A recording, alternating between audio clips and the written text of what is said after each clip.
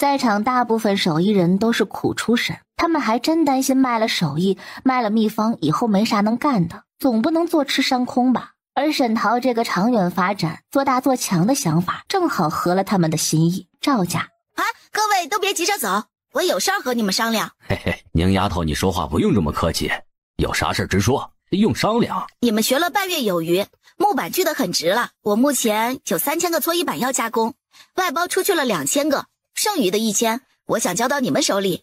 你们无需在搓衣板上雕凹槽，只需把木板按照尺寸锯出来，磨平整，送到我们手里就行。加工的是半成品，材料也是我出，我只能给你们手工费，1块木板5文钱，如何？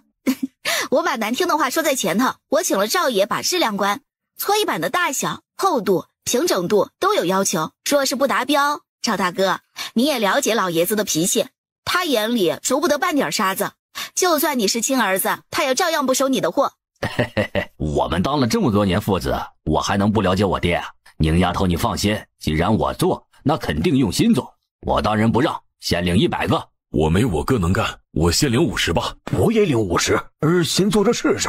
九良叔，你怎么不说话呀？我算一算哈，现在还有80个搓衣板，你要不全领了？他想领活，他做梦都想80个木板，若是全做下来，他能赚400文钱。多做几次，他就能攒够钱买工具了。可他压根儿没工具，就算活摆在眼前，他也做不成。宁丫头，要不这80个搓衣板就算了，等下次我再做。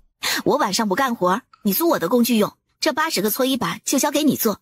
现在没旁的事儿了，大家到外面领木材吧。宁丫头，要不你还是交给旁人做吧，就算是租工具，这租金我也拿不出来呀。不用你现在拿租金，等结账时我直接在你的铜板里扣。有良叔，我也想让你多赚银子给妮子看病，你也要理解我，这租金我必须收，否则村里无赖都找到我头上，都要我免费给他们使工具，我也很难做的。宁丫头，我知道，我懂的，让我后交租金，我已经很感谢了，我一定会好好干的。妮子，是爹没用，害你只能睡地上，以后爹赚了钱，有钱买油灯，就不让你遭罪了。爹，你不用难受，为了养我，你已经很辛苦了。妮子不怕睡在地上，只担心你的眼睛受不住。爹，来送货啦，在这里少叫我爹，叫我赵爷，别以为你是我儿子，我就会给你放水，没门儿。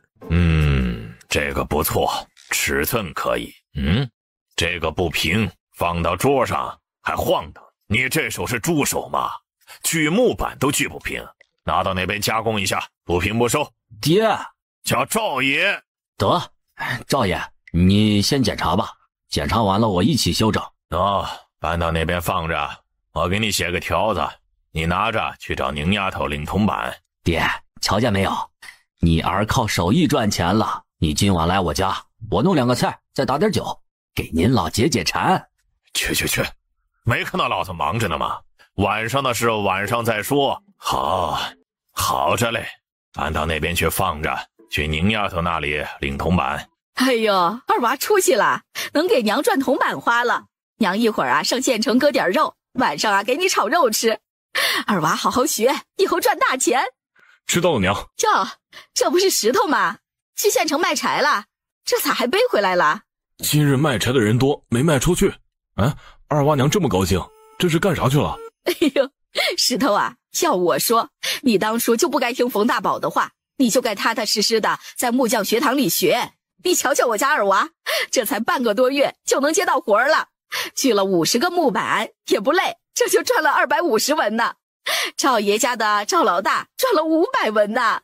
张石头脸都气黑了，他就不该听冯大宝的话，退出木匠学堂，真晦气，全赖冯大宝和冯二宝。这柴咋还背回来了？哪怕你2文钱卖了，也好过你费力气背回来，你就是个木头脑袋。你听说了没？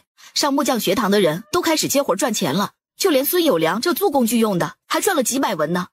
当时我都给你报名了，你也去了，你咋就猪油蒙心听了冯大宝的挑拨？你可闭嘴吧，一天说800遍，你烦不烦啊？你还嫌我烦了？张石头，就你这样的，除了我还有谁能跟你过呀？你更没良心的。冯大宝，你给我出来！冯大宝，我知道你在家，你给我滚出来！你们怎么进来的？石头兄弟，有话好好说，你动什么手啊？说个屁！说不是你跑去木匠学堂里挑外缺，我们能退出吗？我们要是不退出，现在也赚到铜板了。你和我们一起去陈家，给人家赔礼道歉。你去求他们，让我们继续去学。就是，你快随我们去陈家道歉。这事是你煽动的，若不是你，我们现在也跟着他们赚银子了。我去还不行吗？宁丫头，我是来给你道歉的，那日是我不对啊，不该搅局。现在我们知道错了，你就让我们回来学吧。我接受道歉。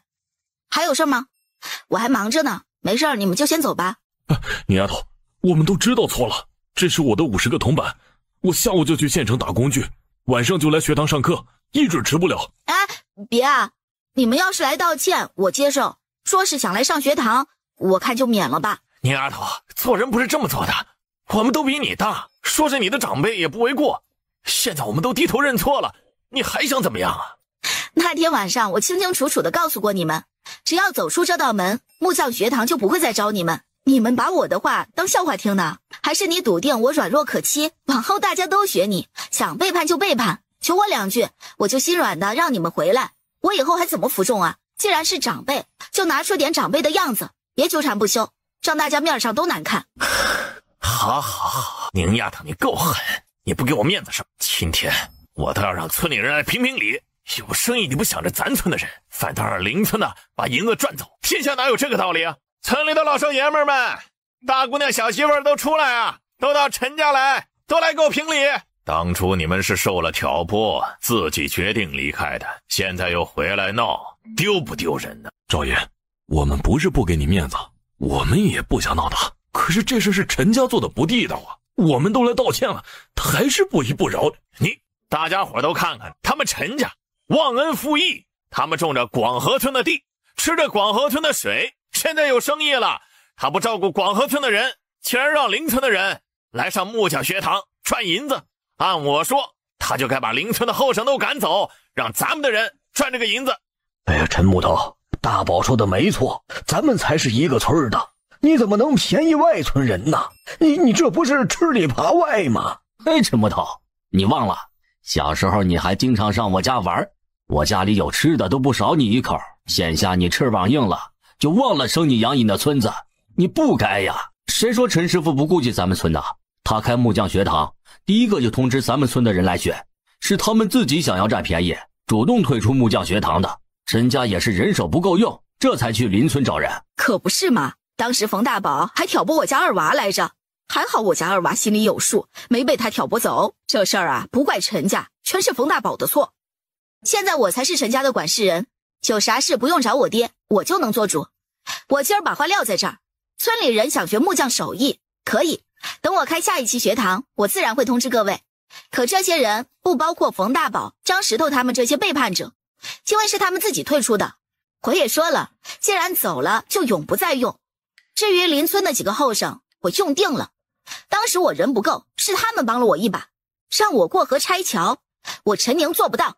你一个小妮子，怎么当得了陈家的主？我不和你说话，你让陈木头出来。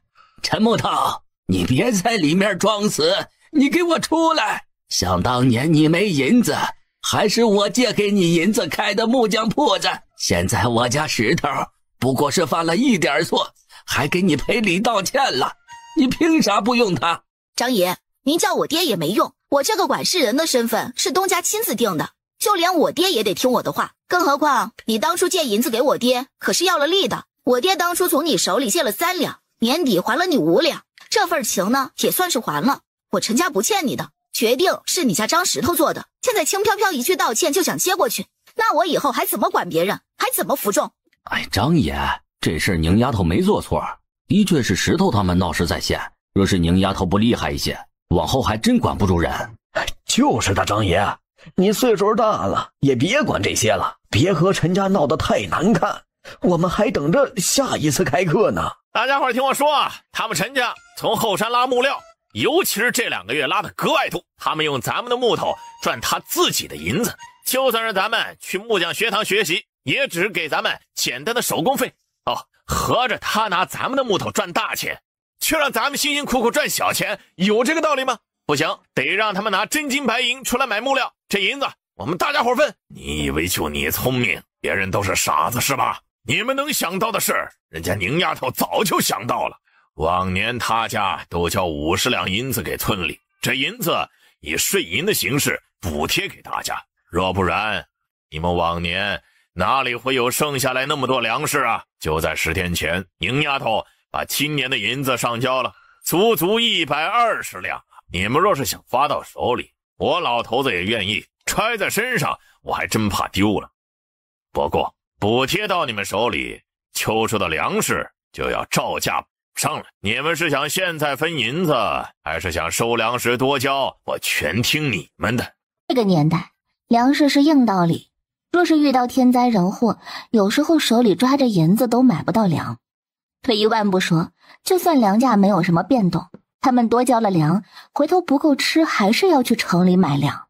这一来一回的还不够折腾呢。那还是留粮食吧。你们呐，你们被利益蒙了心，一点远见都没有。陈家人手不够，马上就想到带你们一起发财，还拜托我挨家挨户通。你们倒好啊，听了2句挑拨就自动离开。现在人家找了别人，你们又说陈家不仗义，还想让他家怎么仗义？剥皮割肉拆骨给你们吃好不好啊？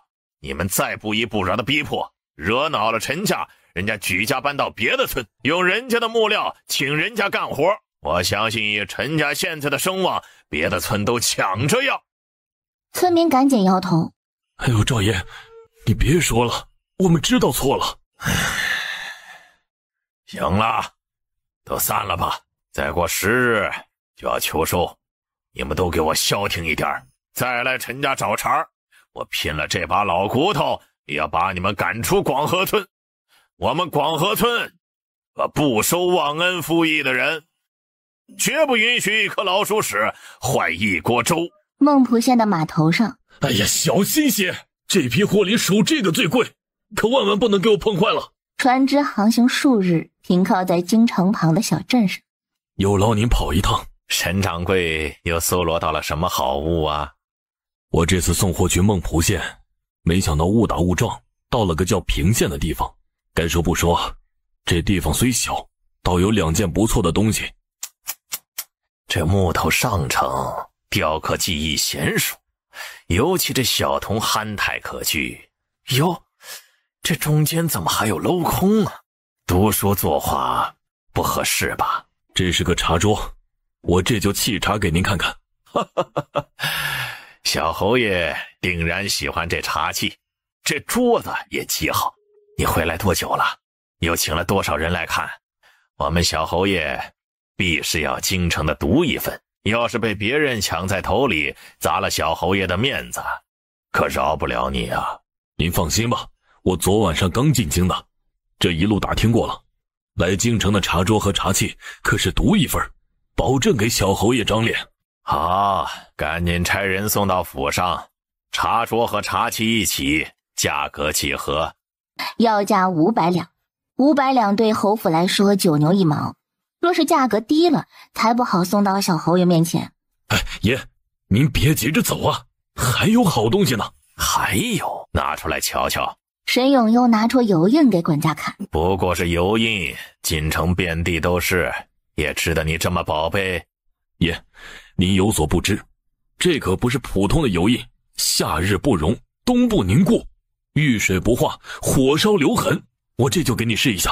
管家虽不懂文人这些东西，但也知道是好物，小侯爷定然喜欢。好啊，你这油印没在旁人面前展示过吧？那是自然，有好东西我岂敢不过侯爷的眼随意给别人看。我敢说，整个京城目前就这1盒长河油印。多少银子？管家知道这东西便宜不了，一口价300两。好，我永定侯府收了，和茶桌一起送过来，可不敢耽搁。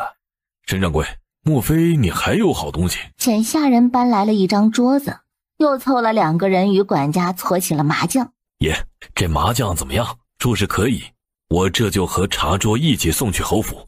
急什么急？再来几圈。是你急好吧？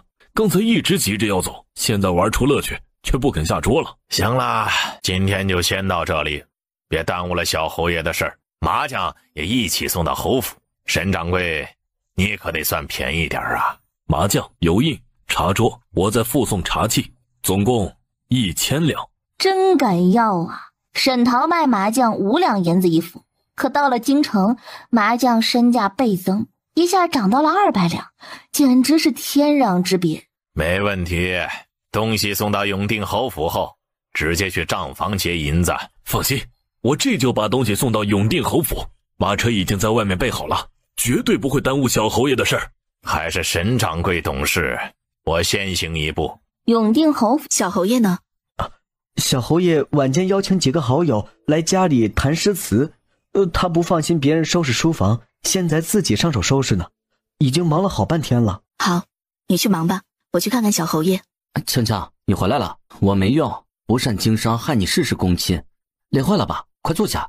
不累，就坐着马车看了一圈。晚上你一起过来，我们不饮酒，就喝茶聊诗词。哎呀，我也不善诗词，和他们聊不来。夫君，你自行招待他们便是。侯爷，少夫人今日得了几样稀罕物，想请您2位过目。哦，稀罕物，拿出来瞧瞧。得劳烦侯爷过去瞧，这东西甚大，若是中意就摆在书房，若是不中意就先归拢到别的屋。一见茶桌，萧可喜欢的不得了，尤其沈勇展示了点茶技术后，萧可更是推崇备至。放到我书房去，读书时口渴，自然点上一杯香茶。林夫人这是瞧上茶桌和油印的生意了，这可是她千辛万苦寻来的门路，她可不能让林夫人横插一杠子，撬走了先机。派个人查查沈掌柜最近的动向，不要惊动他，查到源头速来回报。不过2日，小莲，你替我摸上几把，我去处理点事。夫人，我怕坏了您的手气。嗨，你个小丫头，运气也是不错的，难得奶奶高兴，你陪她玩2把，赢了算你的，输了算我的。就是，快坐下凑手，不用拘谨。少夫人，已经查到了，沈勇最近去了一个叫平县的地方，茶桌和油印他只卖进了永定侯府，看样子他手里也没有存货，倒是麻将被他卖出去不少，京城的高门大户全都争着买。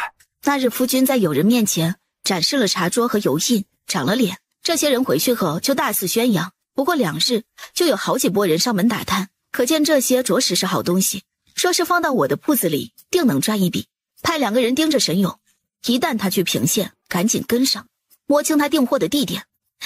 也不知是谁发明了麻将一物，倒是有趣，这生意啊，我永定侯府必是要分一杯羹的。沈勇最近春风得意，因为麻将他搭上了城中不少贵人，总之手里存货不多，他得再去一趟平县。有没有去孟浦县的船？那条船就是去孟浦县的，眼看就要起锚了，快跑能赶上。在下沈勇，兄台怎么称呼？要往哪儿去？在下季青松，是往孟浦县去的。孟浦县，我也去那儿，咱们搭个伴儿。乐意之至。我看季兄年轻力壮，家中可有妻室啊？尚未娶妻。孟浦县旁有一平县，距离孟浦县不过100里，那里有个百花楼，那是真的有趣啊。你还没有妻室，若是有空可以往平县一去，去那里玩一玩啊。哦，百花楼不过是青楼而已，京城也有不少。沈兄可是在百花楼有相好的，这才让你这般念念不忘？没有，百花楼可和京城的青楼不同。沈勇把所见所闻与季青松吹嘘了一遍。听你这么一说，我也对百花楼起了好奇之心。反正我到孟浦县是去走亲戚，不如和你一道去瞧瞧这百花楼。3日后，沈兄，我来过孟浦县好多次，最近一次是半年前，却从不知平县。这平县到底是做什么的？阵仗弄得这般大，崛起速度这么快。10几年前我也来过孟浦县，的确不知平县。上次偶然来，发现平县在这里支了摊位卖平县特产，我误打误撞去了一次。平县东西是真好啊。平县，这沈勇还真是个老狐狸，一起吃一起玩可以，可真到出去选货时就把他给甩了。客人，您是来平县进货的吗？哦，我这里有资料，里面介绍了平县所有货物，您看看吧。沈桃授意全县客栈里都放了货品的资料。劳烦小哥拿来看看。喏，给您。资料只有2份，劳烦您看完后归还。季青松原本想着跟沈勇找到他进货的地方，有这本神册在手，他还跟个屁呀！掌柜，你这册子卖不卖？你当我不想卖啊？可官府不让客栈卖册子。这样，你出门右转，那里有个书坊，你直接去那里，让他们抄腾一份。那你这本册子能否借我一用？用不着，书坊里有相同的册子，每天抄腾的人还不少呢。掌柜，我想抄腾一份货品册子。你等着就行，等他们抄完手里的，就轮到你了。季兄，我此行目的已经达成，订好了一批货，出货怕是要等半月，我就不在这里等了。他们会直接用船只把货物发往京城，所以我先行一步。青松在此别过沈兄，平县好吃好玩的不少，我明日采购一些，再回孟浦县。这一日，翠兰、东家，你们来了。东家，你这粮食和我们的都不同，长得也壮实，你不来，我们也不敢随意割，可算是把你给盼来了。都过来一下，我告诉你们要如何收割。我们这就来。这个叫玉米，它的粮食呢，就是它腰间的这个棒子，植株可以喂家里的牲口，也可以烧火。哟呵，这玉米长得和别的粮食都不一样的，粒也大，结的棒子也大，这要是种上1垄，可比种麦饱肚子。正好你们手里也有麦，咱们比一比。玉米间隔大，我取2株，把玉米粒抠下来，你们也取相同间隔内的麦，把麦粒弄下来。东家，另外几种收成怎么样啊？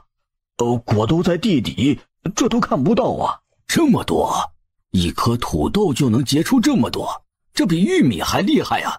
这要是全种上土豆，我一家人再也不用饿肚子了。还有，我的个老天爷，这土豆真能结呀！东家，这土豆倒是好，只是放得住才叫粮食，要是放几天就烂了，结再多也没用啊。土豆比较利于储存，冬天可以在院子里挖上2-3米的窖，把土豆放进去储存，放2-3月也不会坏。若是长芽了，就不能再吃，可不耽误它做种。若是想再放久些，可以把土豆切条晒干。虽然口感不如新鲜土豆，可这闹了没吃没喝的地步，也可以饱腹。土豆还能做成淀粉，存放的时间更长，只是产量没那么高。真甜嘞，还解渴。东家，你这些种子都怎么寻来的？这也太厉害了吧！今天就先到这吧，你们每人捡一些土豆和地瓜回去吃。明天我带秤过来，这些是你们种出来的，充作另地的粮食。第2日，徐大人，沈姑娘来了，快坐。今天要做什么？我这就安排人手，马上就去干。这是何物啊？沈桃一一介绍。你说这土豆和地瓜不仅味道好，可以做主粮，产量还比稻米高上几倍。沈姑娘，你不是骗我的吧？你知道你的话若是真的，这代表着什么吗？徐大人若是不信，可以随我去地里一趟，我还留了几株没割，徐大人亲自一看便知真假。沈姑娘啊，沈姑娘，你可真是闷头干大事儿。咱们回县衙，我要尝尝你这个土豆。沈姑娘，这土豆、地瓜、玉米，我马上就派人送到楚州刺史府，我再写上一封书信，请刺史大人快马送进京城。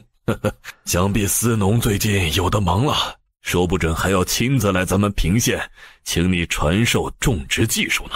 若此事真成了，我平县给你立碑建祠，让百姓歌颂你的功德。那倒用不上，不过一点小事，天下人人温饱，我就有更多的银子赚。不过徐以德却全然不认同，他若是真爱银子，爱到了骨子里，他何必把土豆、地瓜这些作物拿出来呢？他大可以自己培育，再当成稀罕物卖出去，到手的银子会更多。徐以德半点没敢耽搁，把沈桃送来的土豆、地瓜、玉米等打包送往了刺史府。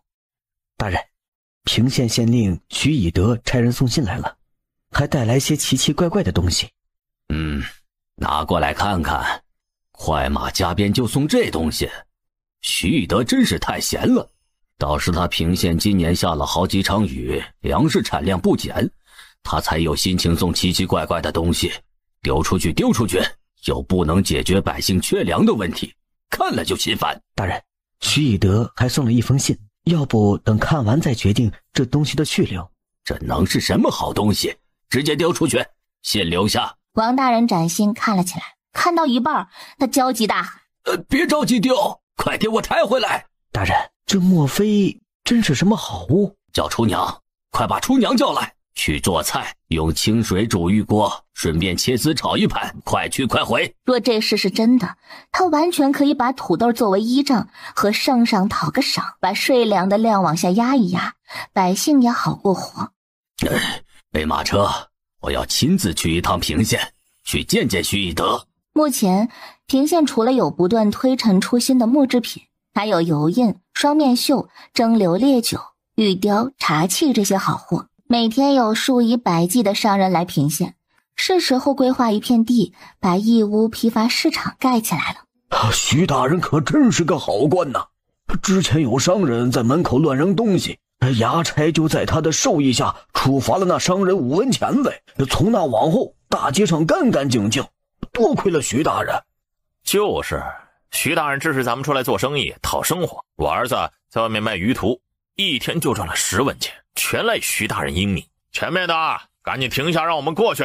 知道我们是谁吗？敢拦我们的路，不想活了？我来了平县好几次，平县的人都很和善。你们什么来头啊？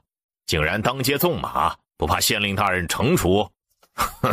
本官乃孟浦县令冯家照，先来平县找县令徐以德大人商讨公务，速速将马车停靠到一边，让本官先过去，耽误了公务，小心本官问你们的罪。这孟浦县的县令好大的官威啊！这一对比，倒是我们的徐大人亲民。呸！什么东西？大老爷别气，那人不是我们平县的，不懂我们平县的规矩，我替他给你们道歉，可千万别因为他就对我们平县失望啊！就是，我们平县的县令徐大人最是亲民，绝对做不出这样的事儿。老乡们，我们都知道平县人是好样的，谢谢你们安抚，我们心里都记着的。说县令大人到，县令大人还真到了。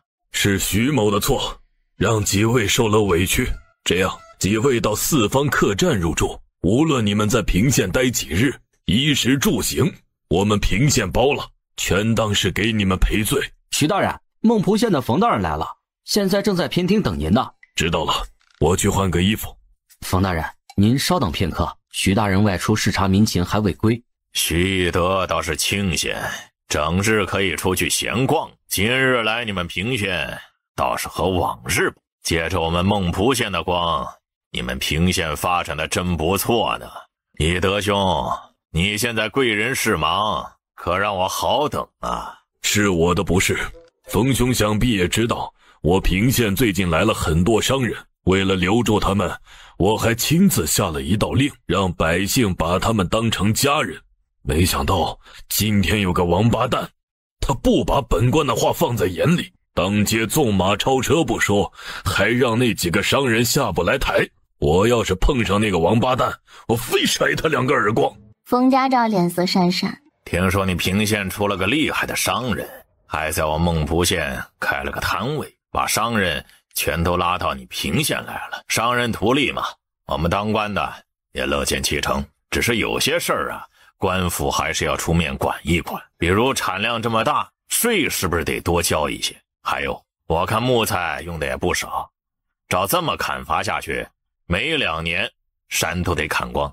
我们食君之路得替君主分忧，他把好端端的江山交给咱们治理，总不好还他一片光山吧？冯大人是什么意思？大可以明说。既然做生意就要受咱们管，这生意我想让他做，他就能做成。我若是不想，马上就能让他在孟浦县待不下去。我呢，发财也不好自己发，总想着拉徐大人一把，不如咱们联手，让这商人送点儿，你懂的。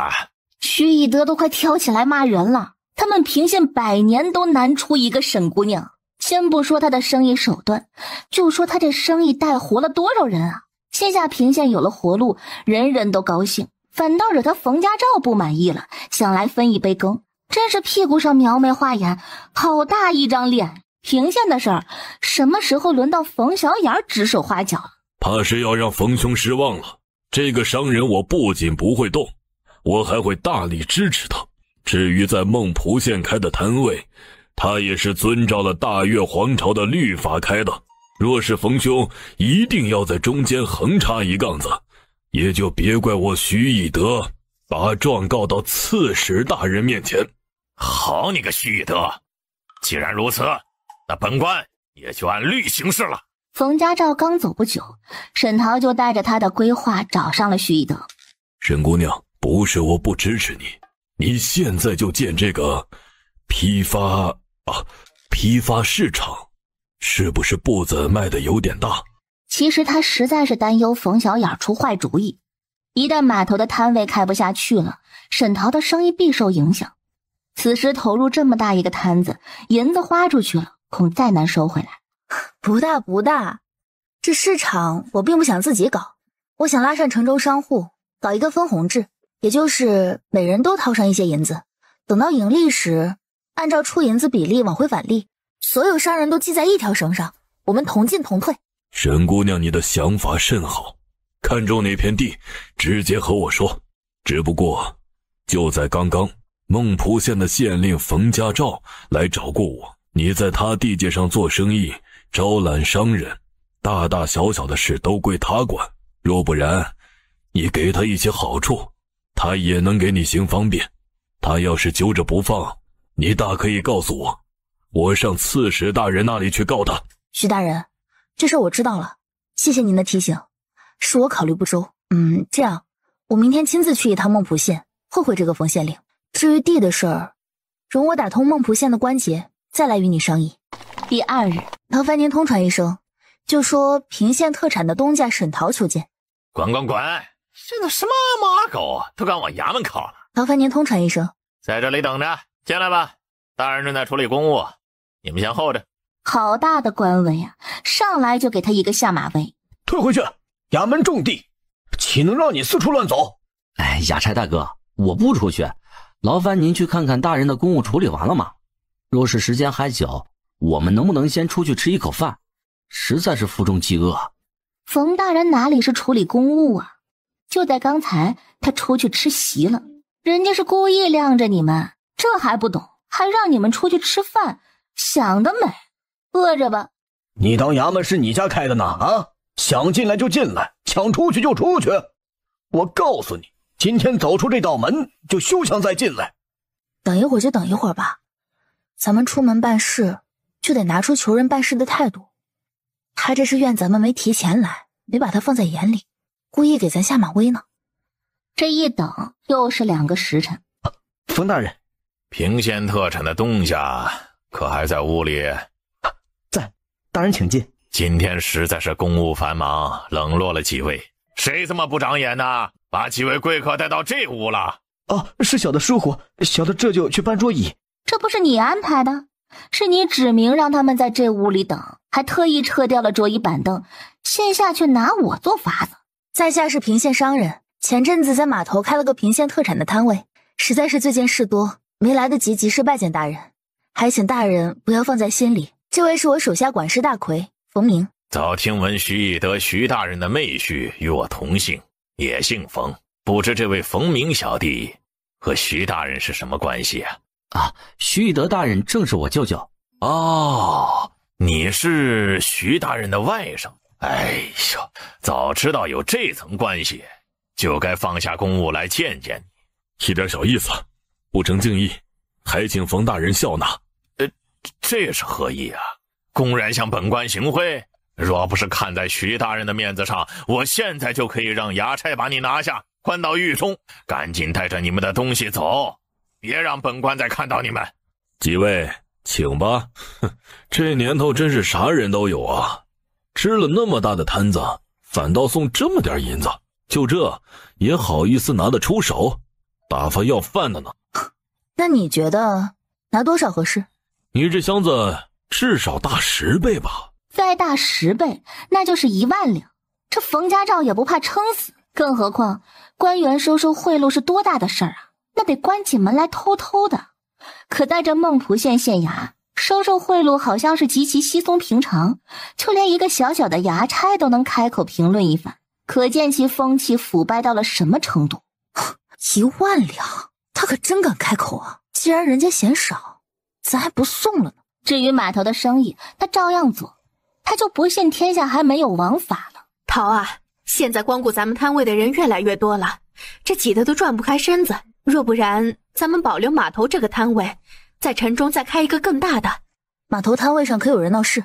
没事，都好着呢。较批量的货物都按照您的要求，每一单都写了售货单，1式2份，购买者亲自画押，订货量大的直接打发商人去平县亲自下订，一切都正常。可到了第2日，一切都不正常了。平县送货来的马车被孟浦县的衙差拦住，衙差让每辆车交1两银子当做货品接过费。码头上平县的马车即便是空马车也要交占地经营费。一时间城中到处都在抓平县马车，闹得沸沸扬扬。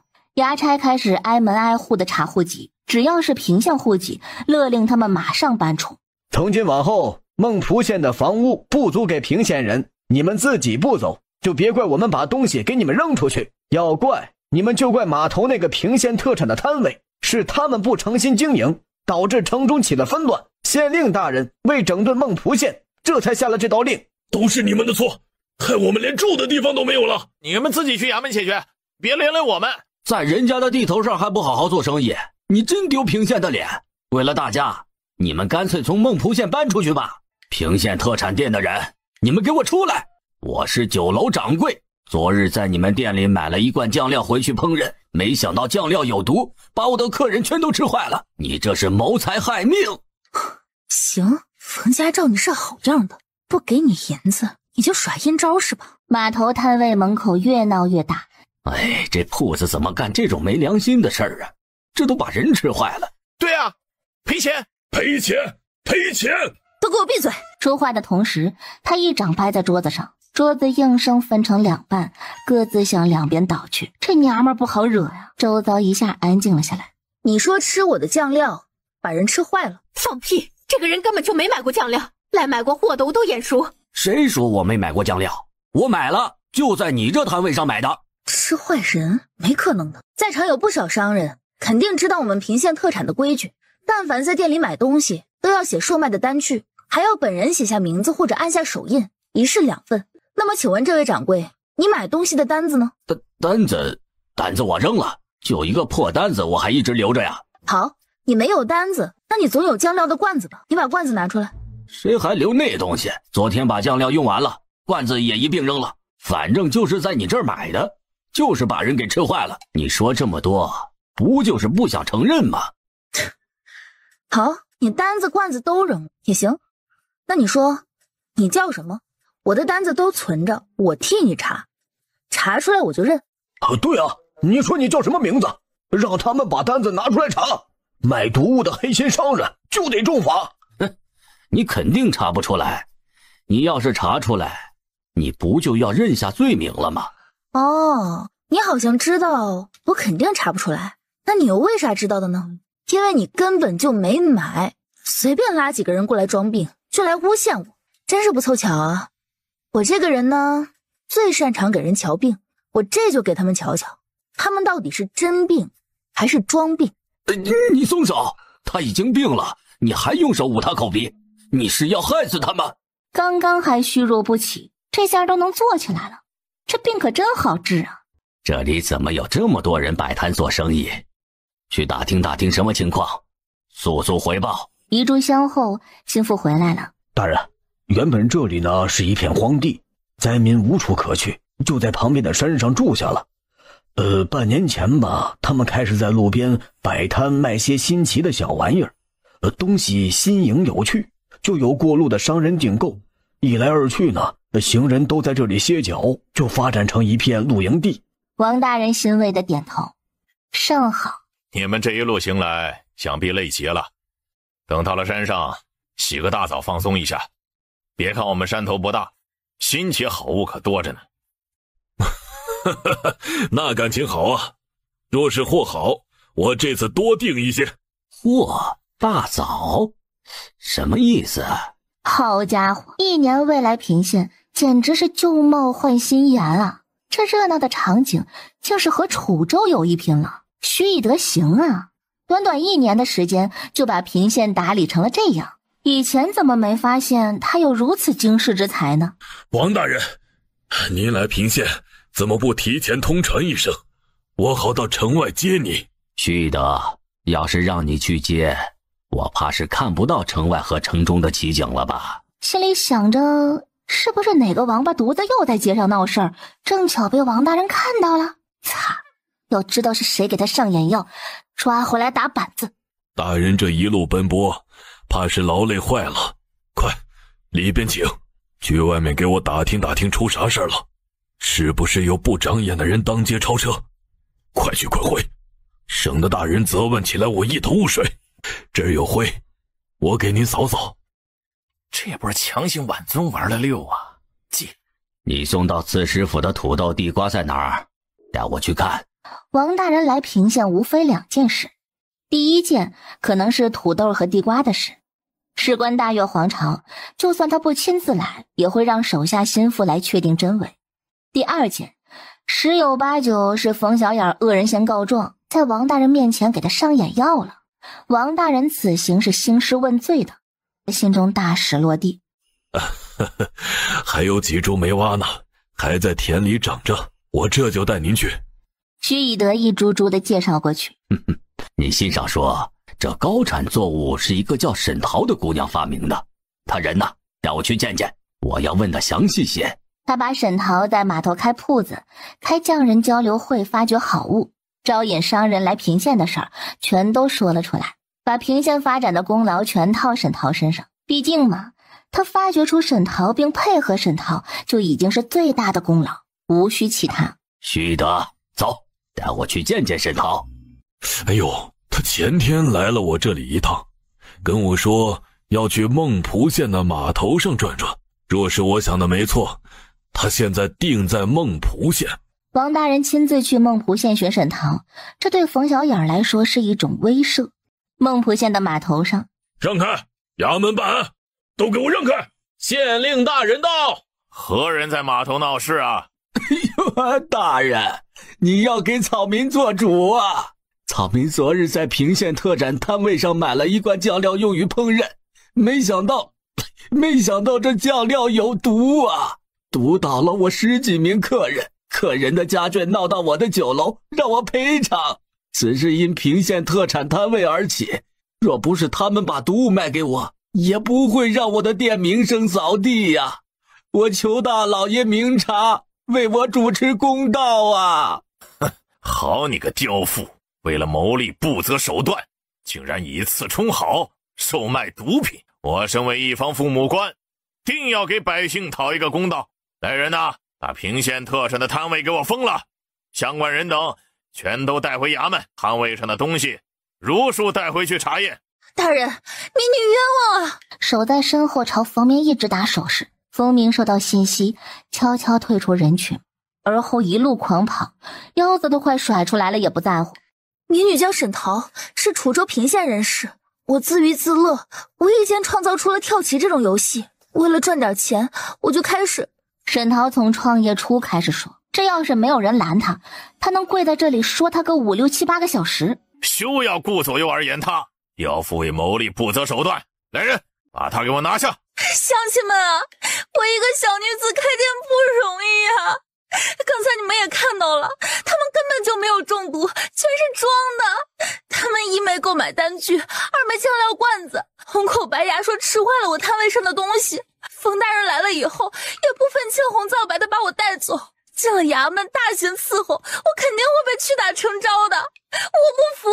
冯大人要查案，就当着我们的面查，让全县的父老乡亲给我作证。若是在我的摊位上查出毒物，我不仅赔钱，我还一步一叩头走到县衙去，给全县的百姓谢罪。就是，她一个姑娘家开店不容易，这要是上了大堂，几棍子下去，不招也得招啊！就在这里审，就在这里审。切，审啥审呀？你们还看不明白？这姑娘刚才捂住病人的口鼻，病人就痊愈了。那根本就是装的呀！现在不由分说就封铺子带人，这酒楼掌柜要是没塞银子，我名字倒过来写。都给我闭嘴！小心我治你们个污蔑官员之罪！你这女人巧言令色，挑动人心，我今日若不打你，人人都效仿你胡言乱语，岂不反了天了？来人呐，先按住他，打上50大板。冯明，你认识？不瞒王大人，他是我外甥，现在跟沈桃学做生意，他跑得这么快，我估摸是出事了。心腹打马追上冯明，把他像小鸡子似的拎了回来。舅舅，快去救他，他要被冯家抓走了。我看谁敢！本官断案，何人喧哗？藐视本官，小心我治你个大不敬！刺史大人到！可恶，被他装到了，好帅！刺史王大人踩着4平8稳的步伐，威严十足地走上前。冯大人，好大的官威呀！莫非刚才百姓的议论声都被王大人听去了？大人，您来了怎么不通传一声啊？我也好让人去接你啊。这里风又大，人又多，咱先回县衙，容我给您接风洗尘。求刺史大人给民女做主。刁妇，刺史大人面前休得胡言。来人呐，先把他们收押，容后再审。收押？不过是一桩食物中毒的小案子，哪还用回去审？正好这里有这么多百姓在场，本官许久没有亲临审案，择日不如撞日。冯大人，你就在此处升堂，本官作陪，还等什么？去搬几条桌椅板凳。怎么，我堂堂一个刺史，还用不动你几个手下人？原告何人？小人宋金贵，是孟浦县人士，在城中开了一家酒楼，是平县特产店售卖毒物给我，致10几个客人中毒，请县令大人明察。被告沈涛，你可有话说？民女冤枉啊！我店中售卖的所有商品，尤其是要进嘴的，都经过严格的检查，绝对不会出现让人食物中毒的情况。宋掌柜说在我店中购买了酱料，他一拿不出酱料的瓶子，二拿不出购买凭证。退一万步讲，就算能拿出来，又怎么能证明这些客人是吃了酱料中毒的？难道就不能是吃了宋掌柜烹饪的食物中毒的？民女不才，曾跟老师傅学过数年医术，行医救人自是不在话下。当务之急是救人性命，等我把他们都救醒，再询问他们到底吃了何物导致中毒也不迟。哦，你还懂医？这事儿我可以证明，我这个外甥早些年重疾缠身，看遍天下良医皆无果，还是沈姑娘出手相救，现下他已与常人无异。大人，被告沈涛目前还没有洗脱罪名，由他出手医治怕是不妥，不如先把这些人抬到城中让郎中医治，咱们继续审理案子，这样安排可还妥当？既然徐以德大人亲自保举沈涛姑娘，说她医术精湛，把她患了顽疾的外甥都治好了，我们为何不信一信她呢？反正天色不算晚，待会儿再审案也来得及。沈姑娘，你就放手一搏吧。民女定不负大人信任。其实医治他们也并不难，民间有人吃坏东西都有土方，2瓢粪水灌下去，保准把肚子里的毒物吐得干干净净。正巧码头每个摊位都有公桶，谁家还没到，暂且借我一用。躺着的病人不自觉咬了咬牙，太他妈恶心了！你岂有此理！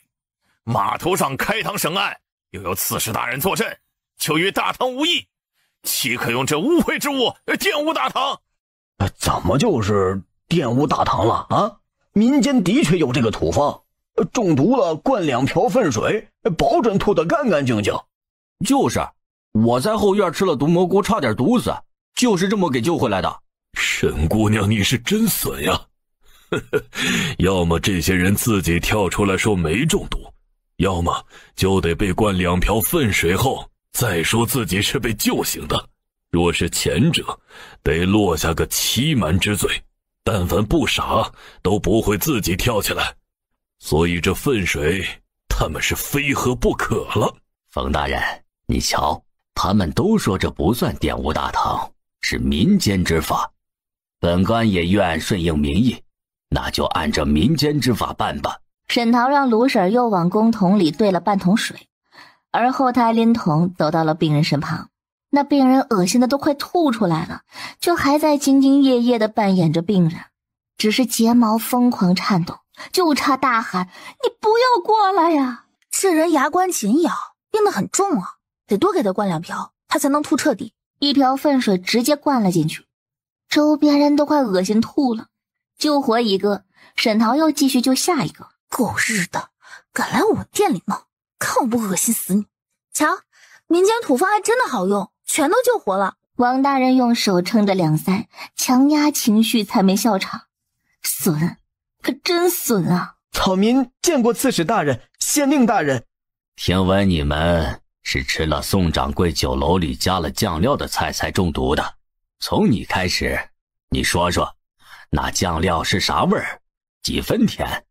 一点点甜。对，一点点甜。我吃的略微甜一些。禀告大人，我们平县特产店的酱料没有甜口的，是咸辣口的。若是不信，可以把店里所有的酱料都搬出来试吃。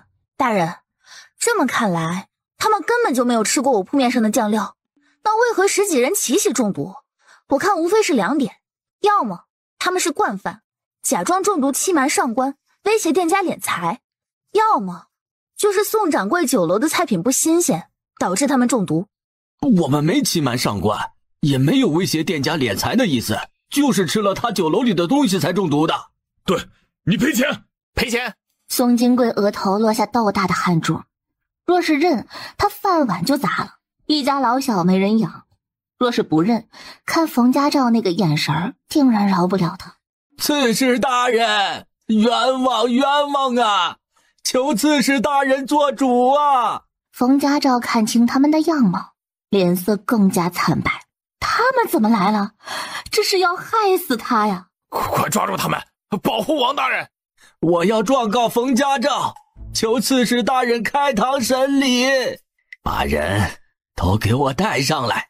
冯家照懊悔万分，本以为就是件栽赃的小事儿，反正他的地盘他做主，他甚至都懒得制造一个闭环的证据，没想到却牵连出这么多人。王大人，他们都是刁民，意图行刺于你，先把他们下狱，待我一回衙门就大刑伺候，定让他们招出背后主使之人。大刑伺候？我看你是要杀害人命吧！把人头给我带上来！有刺客要刺杀王大人，百姓后退，百姓速速后退，否则以同党论处。王大人受惊了，快护送王大人回县衙。冯小眼，你是不是疯了？我是疯了，徐德，你给我等着，我和你没完！我告诉你，我可是练过的，识相的快点后退，否则我就对你不客气了。你就这还练过？不知道老子没考上科举以前，那也是街头一霸，出黑手最在行，姜还是老的辣。姑娘，我看出来你有一手，场面这么乱了，别忙着夸我老头了，上吧。对啊，这还打着呢。沈桃不知从哪儿捡起了一根棍子，他拎着棍子冲入了战场。都说一力降10会，再好的技巧也经不住别人的一闷棍。每沈桃打倒一个，王大人和徐以德就猴欠的从后面窜出来补2脚。还敢动本官？你活得不耐烦了。冯家照袭击上官，若此刻你们弃暗投明，还可以既往不咎；若是一意孤行，就等着上断头台吧。冯家照啊，冯家照，没想到你这么丧心病狂，事到临头你还不认罪伏法，反倒策划暗杀本官，你好大的狗胆！来人呐，押送冯家照回县衙，本官即刻升堂审理。王大人整理好官袍，走上大堂。堂下何人？秀才在大堂之上都可以不跪，我一介官绅凭何要跪？都是王大人，今天这阵仗意欲何为？我管理孟浦县30余载，因建立码头有功，还被圣上亲自召见嘉奖过。我大越皇朝1300多个县，只有我这个县令有如此殊荣。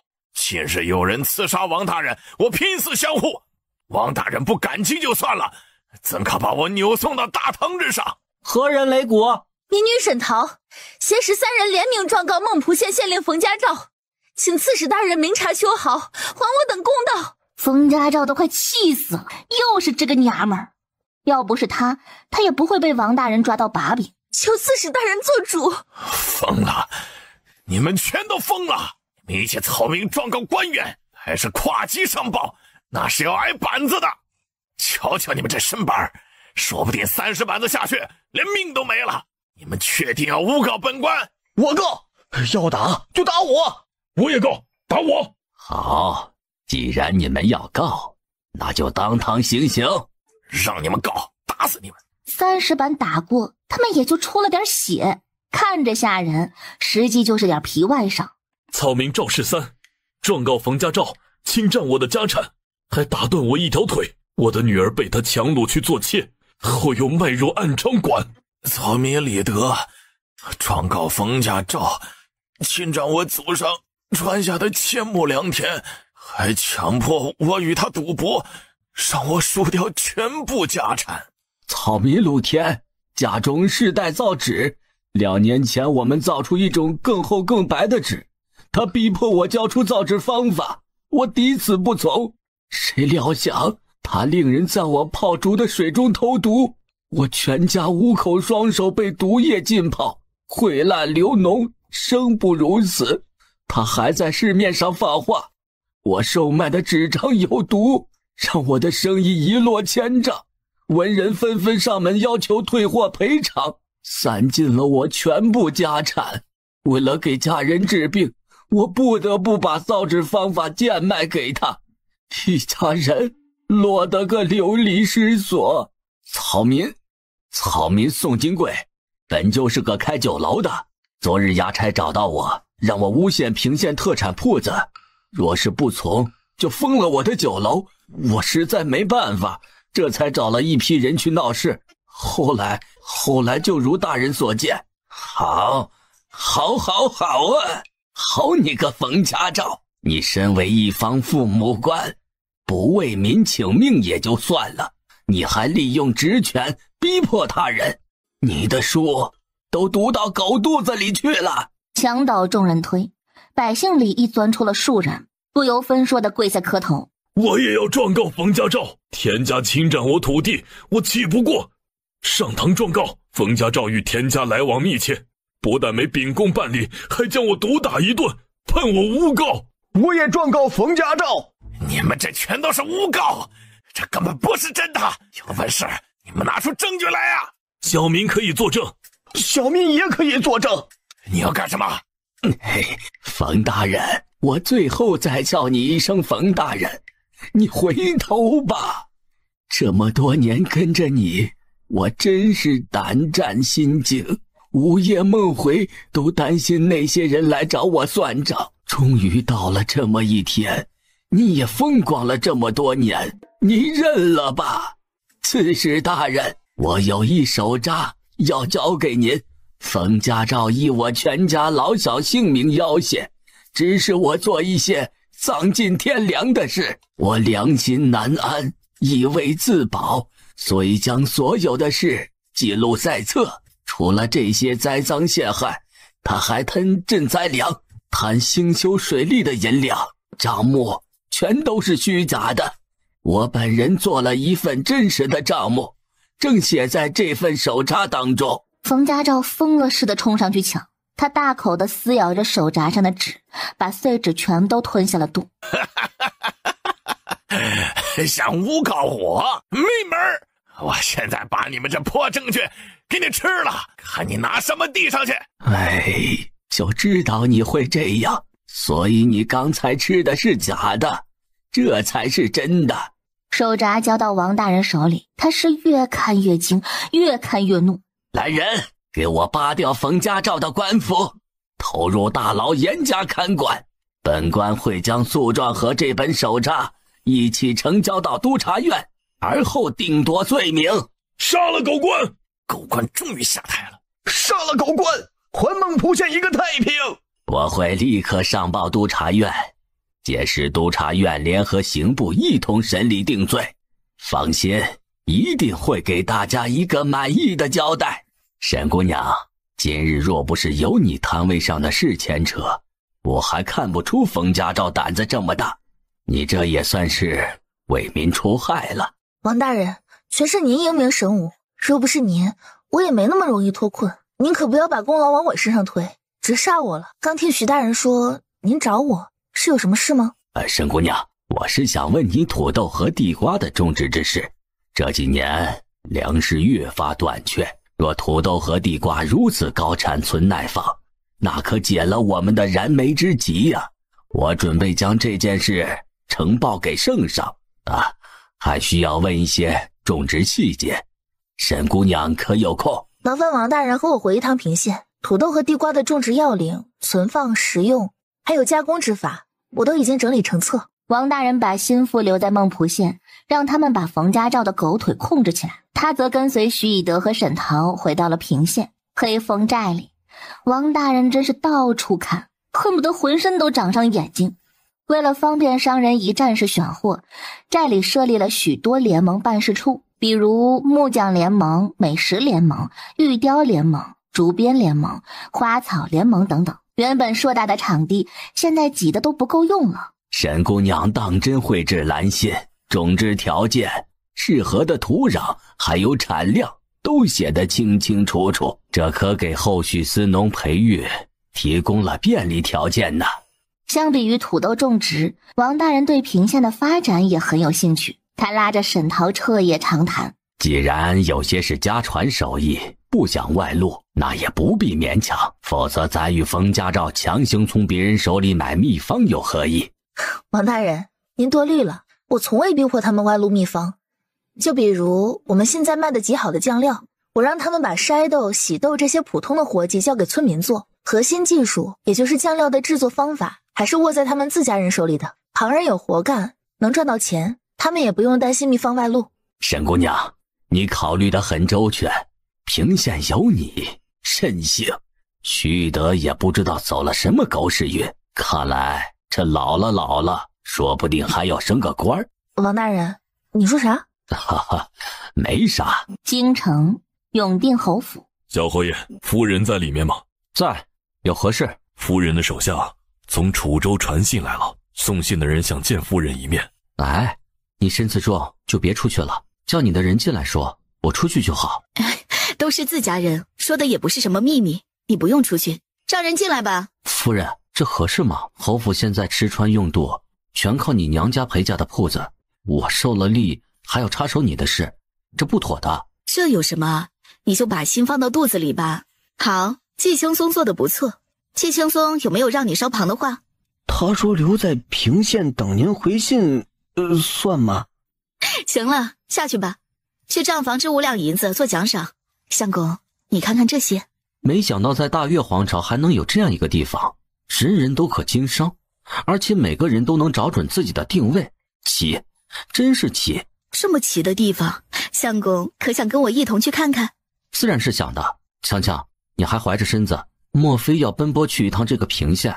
这要是伤了身子可怎么好？没事的，走水路也不颠簸。咱们许久没有出去散心，全当是散散心，好不好啊？带上接生的产婆，这下稳妥了吧？拿这么许多做甚呢？咱们最不缺钱财，说是路上缺了，买便是了。那怎么能行呢？夫人您金贵，路上那些东西怎么能用得合心？您就安心养着吧，这些小事都交给我。到第7日，大船在孟浦县的码头靠了岸。强强，有没有哪里不舒服？一会儿到落脚的地方，赶紧让随行的郎中给你瞧瞧。我哪有那么虚弱啊？相公你瞧，那就是季青松信里说的平县特产店，快跟我去瞧瞧。强强，慢点，留心脚下。夫人，您肠胃本来就弱，这路边的东西要少吃一点，不干净。知道了，我就尝一口。这些美食啊，可是大酒楼里没有的，难得遇到呢。我就尝个味儿，绝不贪嘴。想要些什么？都有什么？进来看看。好，这位姑娘，我可否能称呼你一句掌柜？女女不才，正是平县特产铺面的东家。夫人有什么事，大可以和我商谈。如何看出来的？普通富贵人家可不敢用带刀护卫。聪明，我喜欢和聪明人做生意。听闻孟浦县这个码头只是你的一个铺面，真正的货物都在平县，可否带我去平县一观？沈桃心里有个小人在欢呼跳跃，瞧，真正有权势的人已经看到他们了，他快攀上高枝儿了。经过冯家照一事，沈桃是深刻发现商人在这个朝代的无力，就算商人再有钱，面对冯家照这样一个九品小县官，仍被耍得团团转。若是能找个有权势的人做靠山，那就大不相同了。非议之极，若是方便，咱们现在就出发。哎，在这里歇上2天吧，你身子经不起折腾的。平县就在那里，绝对不会长腿跑的。夫人还是身体要紧，过2天再去也不迟。休息这2日，林强和季青松取得了联系。平县之所以能发展起来，和一个叫沈涛的灾民脱不开干系。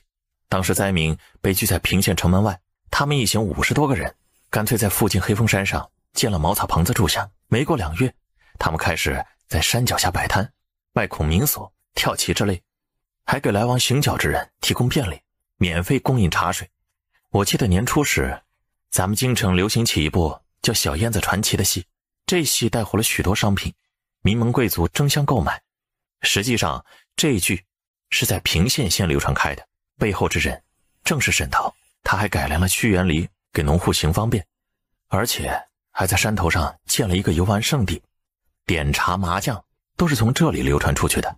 他的一个叫冯明的得力助手，还是平县县令的外甥，由他牵线搭桥，沈涛和平县县令徐以德走得很近。在徐以德的帮助下，沈涛举办了匠人交流会，还邀请了数百商人来观看。为了扩大经营，他建了许多联盟，把各行各业翘楚拢在身边，连半年都没有到，他就成了平县首屈一指的商人。这还不算完，他最经常去拜访老牌商户，听坊间传言，他想拉拢这些商人一起做生意。对了，他还是春心书院的算学夫子。你说的沈桃是不是一个又瘦又白的姑娘？正是。这姑娘倒是个厉害的，这次平县没来错，明日我要去好好会一会她。咱们借她的东风，她搭咱们的大船，互利互惠。贵人，是我沈桃，是来寻您夫人的，刚才就看到您了，想打招呼，只是我这一身。原来是沈掌柜，强强这几天就一直想去平县，还没抽出功夫。既然来了，进去坐坐吧。沈掌柜，怎么弄得一身都是土啊？沈桃把路上和人相撞的事儿一说，林强就让贴身伺候的小丫鬟带她去换身衣服。沈姑娘还是要多打扮才好看，你本来就身的白，这粉衣服特别的衬你。我家小侯爷给夫人带了好多吃食回来，我去给夫人摆上，你收拾一下就出来吧。今日我外出看到很多售卖小食的，知道你喜欢吃甜食，就给你带了一些。我还去药铺抓了一些补药，你劳顿了这些时日，我担心你身体吃不住，你吃些东西垫垫，过会儿把药吃了，好吗？快坐下一同吃些。坐下干啥？当灯泡啊？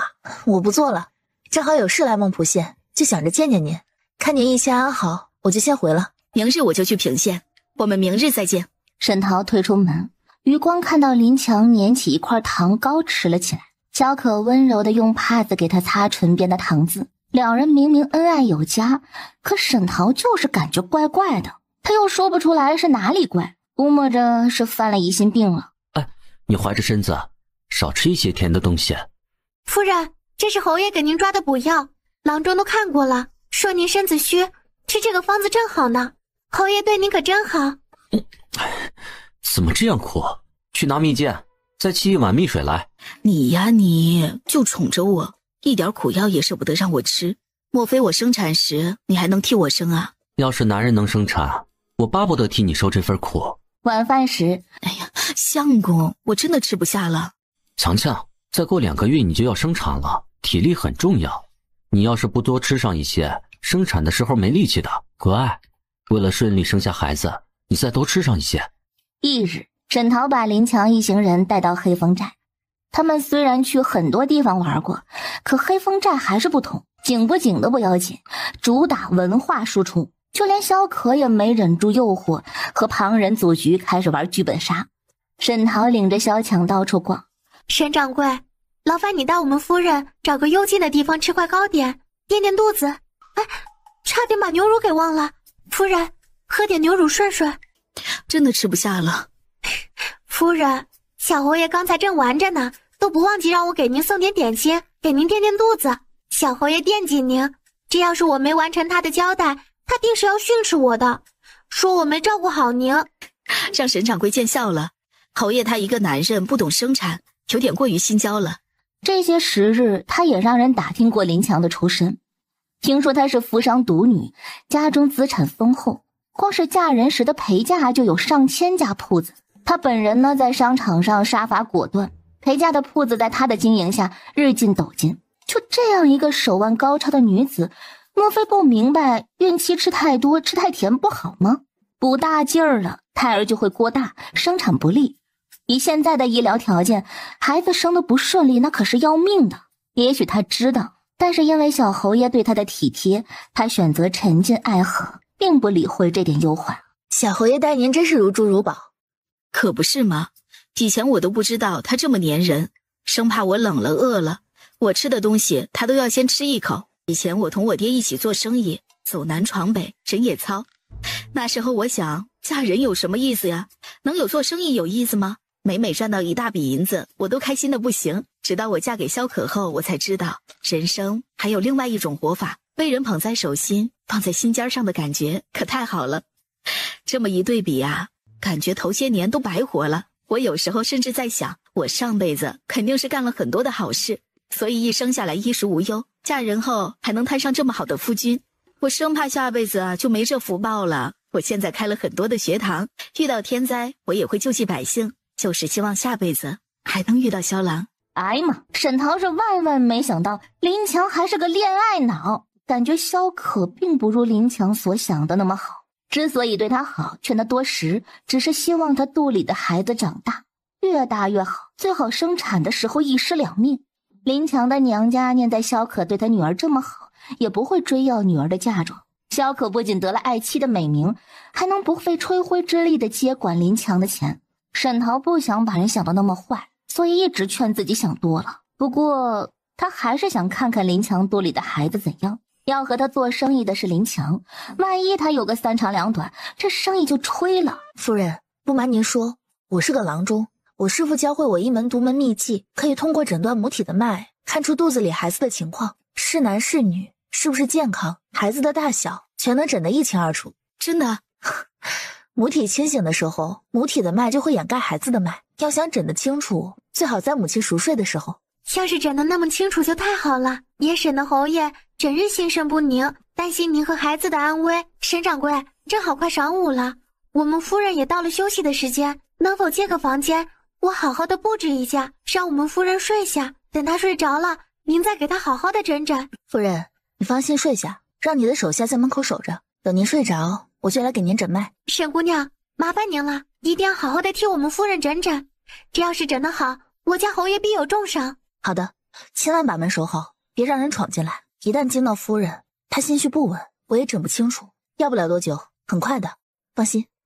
我一定会守好门，就算是小侯爷来了，我也绝不让他进去。不要怕，我现在轻轻摸一下肚子，感受下孩子的大小。 B 超显示林强腹中怀的是个男孩，8月有余。果然和沈桃想的一样，腹中孩子很大，若是不控制饮食，继续胡吃海塞，足月生产时这孩子得有10斤。